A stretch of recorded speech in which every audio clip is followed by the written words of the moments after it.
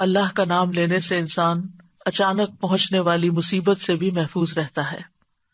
عثمان بن عفان کہتے ہیں، میں نے رسول اللہ صلی اللہ علیہ وسلم سے سنا، آپ فرماتے تھے، جس نے شام کو 3 بار یہ دعا پڑھ لی اسے صبح تک کوئی اچانک مصیبت نہیں آئے گی، کوئی اچانک مصیبت نہیں آئے گی۔ یعنی اس کا مطلب نہیں کہ دوسری آ جائے گی، یعنی ایک دم کسی قسم کی پریشانی اس کو لاحق نہیں ہوگی۔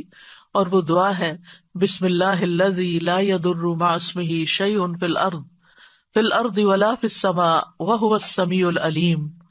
اللہ کے نام سے، وہ ذات کہ اس کے نام سے کوئی چیز زمین میں ہو یا آسمان میں نقصان نہیں دے سکتی، اور وہ خوب سنتا ہے اور خوب جانتا ہے۔ اور جس نے صبح کے وقت یہ دعا پڑھ لی اسے شام تک کوئی اچانک مصیبت نہیں آئے گی، اور جب شام کو کوئی پڑھ لے تو صبح تک اس کو پریشانی نہیں ہوگی۔ اسی طرح اگر انسان بسم اللہ نہیں پڑھتا تو یاد رکھیے کہ بسم اللہ نہ پڑھنے کا نقصان یہ ہے، ابن عباس کہتے ہیں کہ ابلیس نے اللہ تعالیٰ سے کہا کہ تو نے اپنی ساری مخلوق کا رزق واضح کر دیا ہے، میرا رزق کس میں ہے؟ تو اللہ تعالیٰ نے فرمایا، ہر اس چیز میں جس پر میرا نام نہ لیا جائے۔ تو گویا جس چیز پر ہم اللہ کا نام نہیں لیتے وہ رزق پھر شیطان کے حصے میں چلا جاتا ہے، گویا ہم اپنے دشمن ہی کو فیڈ کرتے ہیں۔ قیامت کے دن بھی اللہ کے نام سے وزنی کوئی چیز نہ ہوگی۔ پھر اسی طرح یعنی اس دعا کے پڑھنے کے مواقع کون کون سے ہیں؟ نمبر 1، ہر کام شروع کرنے سے پہلے، تاکہ اس میں برکت اور مدد حاصل ہو، اس کے اندر قبولیت ہو، ہمیں اخلاص نصیب ہو۔ پھر خاص طور پر کھانا کھانے سے پہلے، حضرت عائشہ کہتی ہیں کہ رسول اللہ صلی اللہ علیہ وسلم نے فرمایا، جب تم میں سے کوئی کھانا کھانے لگے تو چاہیے کہ اللہ تعالیٰ کا نام لے، پھر اگر شروع میں اللہ تعالیٰ کا نام لینا بھول جائے تو چاہیے کہ یوں کہے، بسم اللہ اولہ و آخرہ، اللہ کے نام سے اس کھانے کے شروع میں اور آخر میں بھی۔ پھر اسی طرح لباس اتارتے وقت بسم اللہ پڑھنی چاہیے۔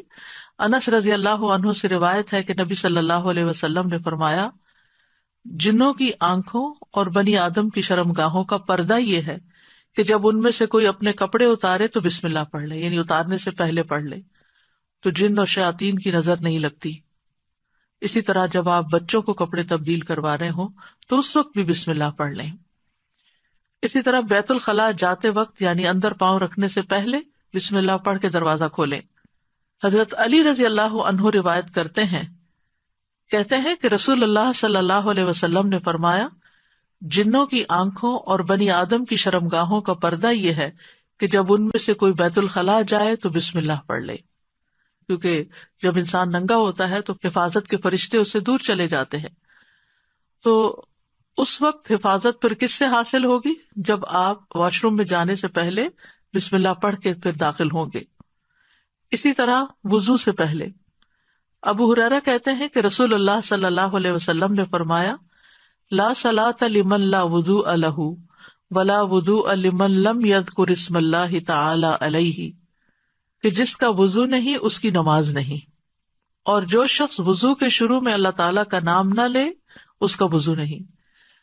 اب یہاں پر بعض لوگوں کو یہ پریشانی ہوتی ہے کہ ہم واش روم میں کھڑے ہوتے ہیں، وہیں سنک ہے، وہیں کموڈ ہے، تو پھر ہم بسم اللہ کس طرح پڑھیں؟ اس کے ایک تو یہ ہے کہ جب آپ وضو کی نیت سے جا رہے ہیں تو اندر داخل ہونے سے پہلے ہی پڑھ لیں اور جا کے ٹیپ کھول لیں اور اپنا وضو شروع کر دیں۔ دوسرا یہ ہے کہ آپ دل میں پڑھ لیں، لیکن اگر کوئی بھول گیا ہے تو جس وقت یاد آئے یعنی وضو کے دوران اس وقت بھی پڑھ سکتا ہے۔ پھر اسی طرح پڑھنا ہی بھول گیا تو اس کا کیا مطلب؟ وضو ہوا ہی نہیں سرے سے، یا پھر یہ کہ اس کی اگر وضو نہیں ہوا تو کیا نماز ہی نہیں ہوئی؟ نہیں، اس کا مطلب یہ کہ اس کا وضو کامل نہیں ہوا۔ یہاں علماء نے اس کا مطلب یہ کیا ہے کہ اس کے وضو میں نقص رہ گیا، وضو ہو جائے گا، نماز ہو جائے گی، لیکن وہ جو برکت حاصل ہونی تھی یا زیادہ ثواب ملنا تھا اس سے انسان محروم ہو جاتا ہے۔ پھر اسی طرح یہ ہے کہ قرآن مجید کی قرأت سے پہلے بسم اللہ پڑھنی چاہیے۔ قتادہ سے روایت ہے، وہ کہتے ہیں کہ انس رضی اللہ عنہ سے سوال کیا گیا کہ نبی صلی اللہ علیہ وسلم کی قرأت کیسی تھی، تو انہوں نے بیان کیا کہ آپ صلی اللہ علیہ وسلم کھینچ کر پڑھتے تھے، پھر آپ نے بسم اللہ الرحمن الرحیم کو پڑھا، یعنی بسم اللہ الرحمن الرحیم، یعنی مد کے ساتھ پڑھتے تھے، الرحمن کو اور رحیم کو بھی کھینچ کر تلاوت کرتے تھے.